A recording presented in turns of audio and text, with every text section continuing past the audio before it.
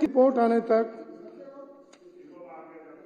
उपरोक्त 7 सदस्यों को सदन की कार्रवाई से निलंबित किया जाता। अजय महावर जी, मार्शल बाहर करिए।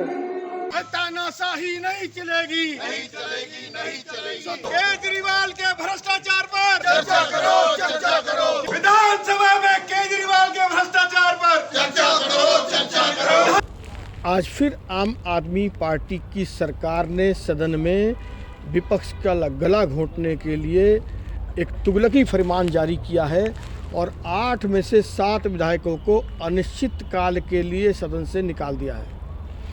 अब ये तुगलकी फरमान के पीछे कारण ये बताया गया है कि हमने उप राज्यपाल जी के भाषण के दौरान उनकी अवमानना की, जबकि दिल्ली सरकार के जो झूठ थे, चाहे वो अंडरपास हो आईटीओ का, उन्होंने क्रेडिट लेने की कोशिश की। हमने बताया कि यह केंद्र सरकार ने बनाया है। दिल्ली के 72 लाख लोगों को राशन दिल्ली सरकार नहीं केंद्र सरकार दे रही है। दिल्ली की अन्य परिवहन व्यवस्थाएं जितनी भी हैं, 1500-1600 बसें केंद्र सरकार ने दी है।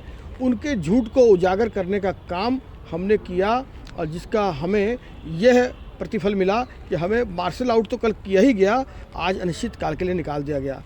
एक बात तो साफ है, हमारे 8 उनके 60 पर भारी हैं और वो डरे हुए, उनका फ्रस्ट्रेशन बोल रहा है कि उन्होंने ये कदम उठाया है। और कई बार सदन में सत्ता पक्ष ने एलजी साहब को गालियां दी हैं, प्रधानमंत्री जी को, गृह मंत्री जी को गालियां दी हैं। क्या एलजी साहब का अपमान तब नहीं था जब मुख्यमंत्री केजरीवाल ये कह रहे थे, कौन एलजी, कहाँ से आया ये एलजी, कौन है ये एलजी, इसी सदन में कह रहे थे? क्या तब एलजी साहब का अपमान अरविंद केजरीवाल नहीं? सदन में तख्तियाँ दिखाई हैं, वेल में आकर भी एलजी के खिलाफ उन्होंने तख्तियाँ लिखी हैं और बोली हैं और गालियाँ दी हैं, फ्लैक्स लटकाया है पूरे सदन के अंदर। क्या किया स्पीकर साहब आपने?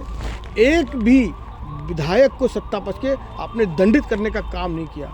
और आज सत्ता पक्ष की आवाज़ को दबाने के लिए जो जनहित की आवाज़ है, जो दिल्ली वालों की आवाज़ है, आपने अनिश्चित काल के लिए मार्शल आउट कर दिया। तो ये आप लोगों का फ्रस्ट्रेशन दिखा रहा है, किस प्रकार आप लोग डरे हुए हैं, किस प्रकार आप झूठ परोसते हैं और सच का सामना करने के लिए तैयार नहीं हैं।